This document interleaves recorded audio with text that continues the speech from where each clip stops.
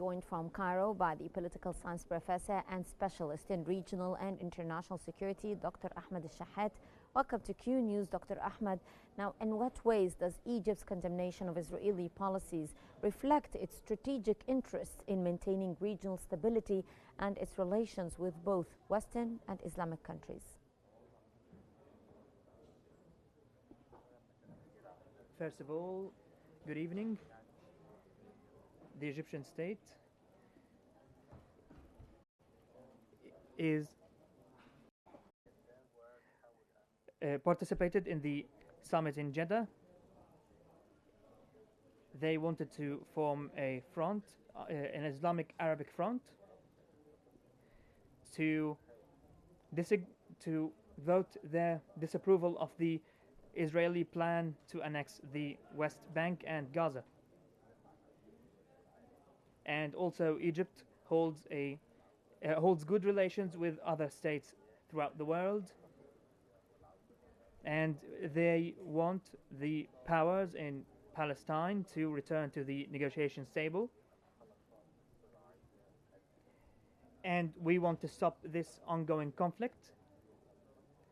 Also, we want to prevent the forced migration. That much is clear. So we use all diplomatic channels in which we participate to try to inform the international community on the different aspects of the Palestinian cause. We are also trying to pave the way to the UN upcoming conference,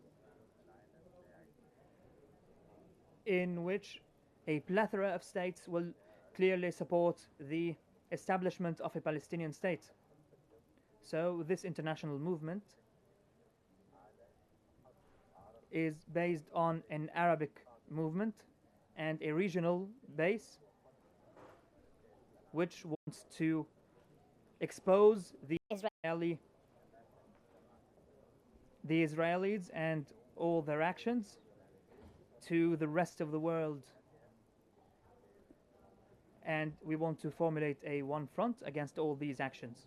Mm-hmm. So, sir, how effective can Egypt's diplomatic efforts be in pressuring Israel to allow unrestricted aid access amid the ongoing hostilities?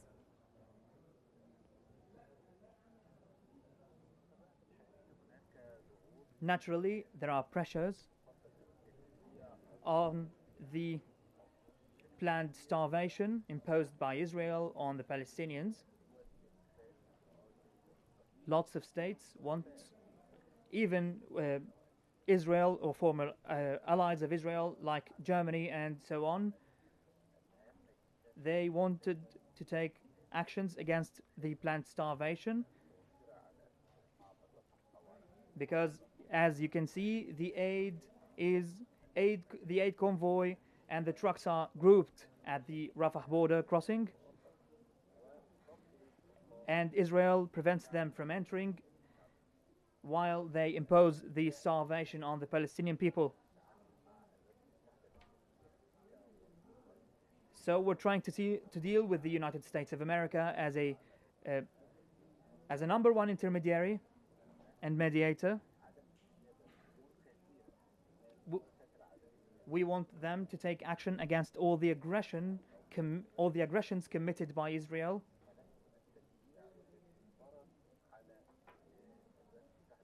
Even the imposed starvation plan realized by Israel. We want to open the Karam Abu Salim crossing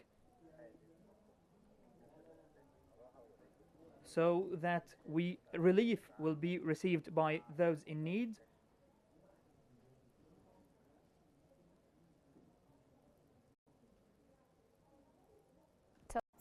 Allow me to ask you, how might Egypt's call for detainee releases and ceasefire proposals influence the conflict's humanitarian and political dimensions?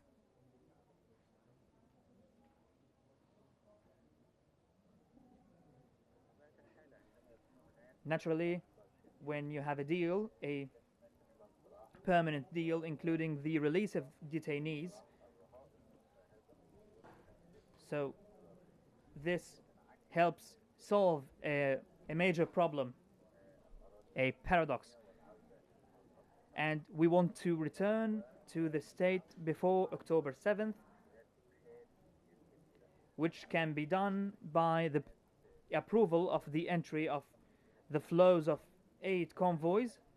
So naturally, if they wanted peace and a permanent deal was sealed and the war and the aggression is stopped, that must be done with guarantees by the Americans and other intermediary states that must prioritize the flow of aid inside Gaza. Yes. So what are the potential regional security implications of Israeli expansion in the West Bank for the two-state solution and the broader peace prospects?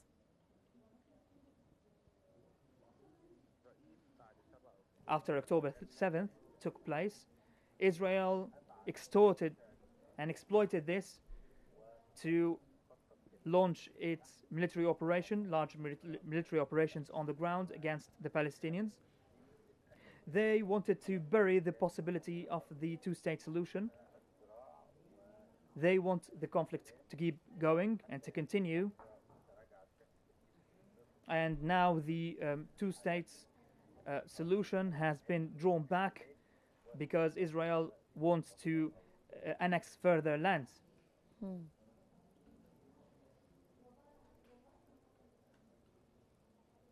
Yes, so how could Egypt and Iran's dialogue on the Iranian nuclear file affect regional security dynamics and international negotiations as well?